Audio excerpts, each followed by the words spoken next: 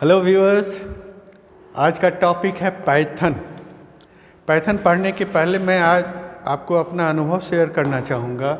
सबसे पहले समझ लो, घबराना नहीं है, घबराना नहीं है। पाइथन बहुत ही आसान भाषा है। आज उनके लिए हम ये प्रोग्राम लाए हैं जिन्होंने कभी भी कंप्यूटर प्रोग्रामिंग का नाम नहीं सुना, नहीं पढ़ा। So this is very fundamental. मैं आपको अपने अनुभव से बता सकता हूँ कि प्रोग्रामिंग करना बहुत ही आसान है। आप सब इसको आसानी से सीख सकते। ज़रूरत है थोड़ा सा मेहनत करने का। हम आपकी मदद करने के लिए तैयार हैं, कड़ी मेहनत हम करेंगे। आप हमसे क्वेश्चंस पूछिए। ये क्वेश्चंस पूछना सबसे आसान तरीका है कोई भी चीज़ जानकारी का। मैं आपको बतला दूँ, ये जो पाइथन है ना, और कुछ नहीं है, कैलकुलेटर की तरह काम करता है। कैलकुलेटर पर आप सभी आदमी काम करने के लिए अभी मैं आपको बतलाऊंगा एक्सप्रेशंस। आप जो ये एक लाइन देख रहे हो, how many expressions are there, clear? इसमें कितने भाव हैं? आप तो कहते हो एक एक्सप्रेशन ये है, लेकिन वैसा ही नहीं है। पहला एक्सप्रेशन हुआ 72 - 32। फिर जैसे ही आपने स्लैश कर दिया, ये एक नया एक्सप्रेशन हुआ। स्लैश का मतलब डिवीजन से है, डिवीजन बाई 9.0, ये एक नया एक्सप्रेशन है। ये आपका इंटू 5 नया एक्सप्रेशन हुआ। So these are called expressions. Expressions expand होते रहते हैं। और इन सभी चीज़ों को क्या कहते हैं? 72, 32, 9 point, these all are called values. So it is very clear कि एक्सप्रेशंस का क्या मतलब, वैल्यूज़ का क्या मतलब। वैल्यूज़ को ही आप ऑपरेटर के सहारे डिफरेंट एक्सप्रेशंस बनाते हैं। ध्यान से देखो, आसान लगने के लिए हमने एक एग्जाम्पल लिया कि पाइथन कैसे काम करेगा। अगर आपने इस प्रकार से लिखा तो सबसे पहले बडमास रूल का ब्रैकेट यूज होगा। तो 72 - 32 मतलब 40। क्लियर? ये देखो कि पाइथन हमारा बडमास रूल के अनुसार कैसे काम करता। तो कहीं पर भी नहीं है, पहले ब्रैकेट को यूज़ करेगा, फिर ये 40 ब्रैकेट से बाहर आ गया। अब ये 40 divided by 9 multiplied by 5।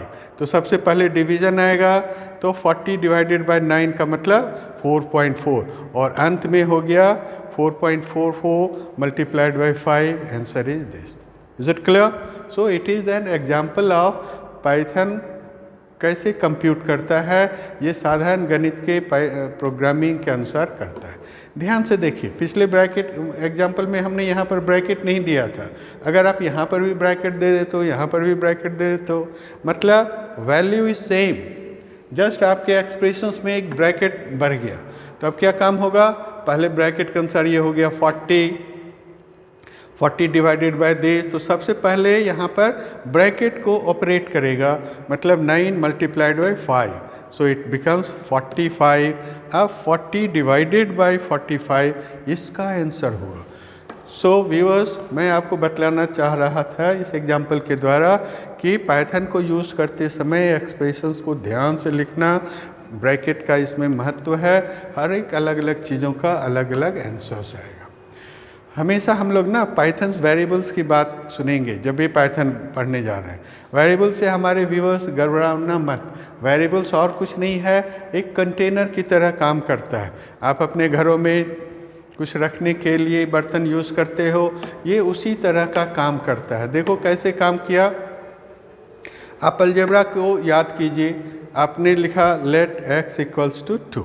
Okay, तो x बराबर 2 का मतलब, वेरिएबल का मतलब एक बर्तन वो आइडेंटिफाई करेगा जहाँ पर x बराबर 2 रखेगा। फिर एक दूसरा बर्तन आइडेंटिफाई करेगा जहाँ पर y बराबर x रखेगा। असाइन करने के लिए हमेशा हम लोग इक्वलिटी साइन यूज़ करते हैं, जिसके पहले आप वेरिएबल्स का नाम लिखते और फिर एक्सप्रेशंस लिखते। वो ध्यान से देखिए इस फिगर को, इस प्रोग्राम को आप ध्यान से देखो, बहुत सिंपल है। आपको हम ये क्लियर करना चाहते हैं कि पाइथन में काम कैसे होता। ये आपका लिखा हुआ प्रोग्राम है। ओके व्यूअर्स, x बराबर 2, जैसे ही आप x = 2 लिखोगे तो कंप्यूटर के स्क्रीन पर क्या आ जाएगा? x = 2। जब आप यहाँ पर प्रिंट कमांड देते हो, प्रिंट x, तो यहाँ पर प्रिंटेड आउटपुट्स आ जाएगा। क्या आ जाएगा? जो आपने x बराबर वैल्यू पुट किया। सो प्रिंटेड कमांड इज 2। मैं आपको बतलाना चाहूँगा कि पाइथन कैसे काम करता है। पाइथन और कुछ नहीं है, जस्ट एक कैलकुलेटर की तरह, जैसे आपने यूज़ किया उसी तरह से उसका वैल्यू निकाल। ध्यान से देखो, यहाँ पर है y इक्वल्स टू एक्स, तो यहाँ क्या आएगा, ध्यान से बतलाइए, y इक्वल्स टू 2, क्योंकि x बराबर आपने 2 रखा। है बात समझ में? पहले आपने लिखा x बराबर 2, फिर आपने लिखा y इक्वल्स टू एक्स, तो y का वैल्यू क्या होगा जो इसके पहले आपने x के लिए असाइन किया। तो अब इसका प्रिंटेड वैल्यू क्या आएगा, प्रिंट y जब करोगे तो क्या आएगा, अगेन 2 आएगा, क्योंकि x बराबर 2।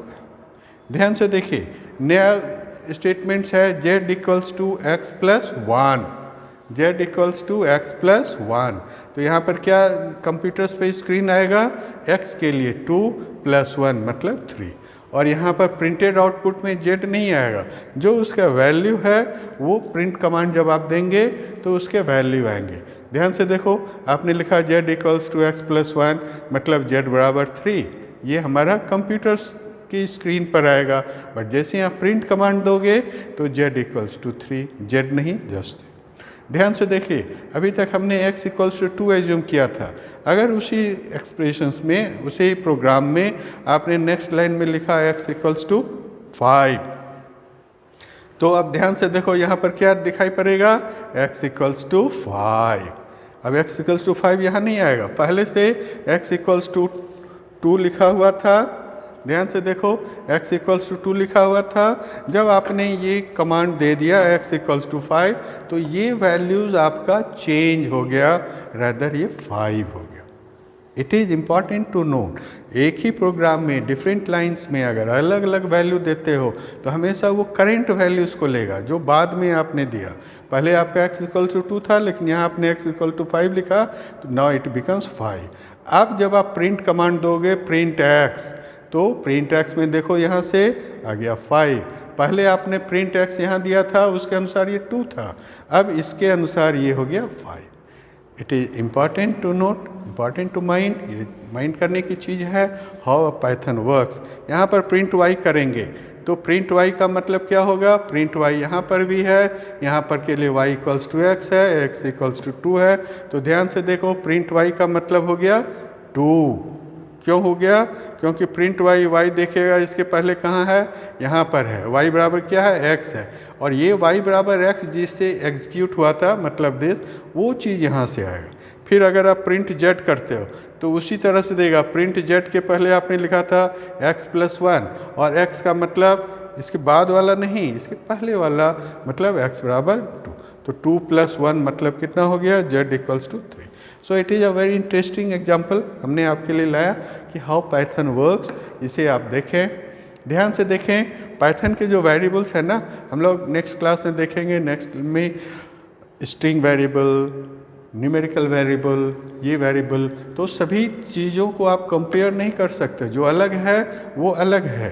स्ट्रिंग वेरिएबल्स का कुछ और मतलब, फ्लोटिंग वेरिएबल्स का कुछ और मतलब। सो आप ध्यान से देखो, टाइप्स ऑफ वैल्यूज़, इसे कहते हैं इंटीजर। इंटीजर मतलब पॉजिटिव नेगेटिव कुछ भी होगा, इसमें कोई फ्रैक्शंस पार्ट नहीं होगा। इसे कहते हैं फ्लोटिंग नंबर्स, फ्लोटिंग पॉइंट, जिसमें कि हम लोग रियल नंबर्स कहते हैं। इंटीजर्स भी होगा, एक फ्रैक्शंस भी हो सकता। नेक्स्ट स्ट्रिंग, स्ट्रिंग में क्या है, इन्वर्टेड कॉमा के तहत आप कुछ भी लिख सकते हो। I love Python. उसके कहते हैं बुलियन वेरिएबल। बुलियन वेरिएबल्स में हमेशा yes, no, true, false, like this, ये 2 तरह की चीज़ें आती हैं। ये इसलिए बतलाया गया क्योंकि अलग अलग चीज़ों पर हमारा ऑपरेशंस अलग अलग होगा। यहाँ पर 3.0, 4.0 मतलब ये आपका रियल नंबर्स की तरह बिहेव करेगा, नॉट कि ये, जबकि ये आपका एक इंटीजर्स की तरह बिहेव करेगा। यहाँ पर ध्यान से देखो, ये इंटीजर्स है, ये रियल नंबर्स है, तो रियल नंबर्स की तरह करेगा। ये आपका, इसका आंसर कदापि 7 नहीं आएगा, because 3 is a string constant. ये इन्वर्टेड कोमा में 4 इज ए स्ट्रिंग कांस्टेंट, तो हम लोग देखेंगे स्ट्रिंग की तरह यहाँ पर बिहेवियर होगा। इस तरह से लिखने में एरर आ जाएगा, क्योंकि आपका लाइन कभी भी एक न्यूमेरिकल वैल्यू से शुरू नहीं होता। कभी कभी ये इनसैनिटी का क्या मतलब, sometimes Python tells you when you do something that doesn't make any sense, मतलब पाइथन का जो प्रोग्राम दिया हुआ है उसके अनुसार उसका कोई मतलब। सो स्टूडेंट, आपने देखा Python is very simple, it works just like a calculator. Python के जो भी वेरिएबल्स हैं वो एक तरह के स्पेस को इंडिकेट करता है, मेमोरी में स्पेस आइडेंटिफाई करता है जहाँ पर कि आप उसके वैल्यूज़ को लिखते हैं। दो अलग अलग तरह के वेरिएबल्स को हम कंपेयर नहीं कर सकते। Program is a recipe. Recipe का क्या मतलब? वेरी सिंपल, मान लो कि चाय बनाना है तो आपका उसका रेसिपी क्या है? पहले आप दूध पानी को बॉयल करते हो, फिर उसमें चीनी डालते, चाय पत्ती डालते, फिर आपको थोड़ी देर के बाद चाय बन। ऐसा भी होता है क्या कि पहले चीनी चाय पत्ती डाल के खूब गर्म किया और तब ऊपर से पानी डाला? नहीं ना, इससे गलत हो जाएगा। So program is a set of instruction जिसको कि एक के बाद एक हमें करना है, उसी तरह से ही होता है। सो मैं नेक्स्ट क्लास में आपको इसके बारे में बतलाऊंगा। थैंक यू, आप हमें बतलाएंगे। Thank you.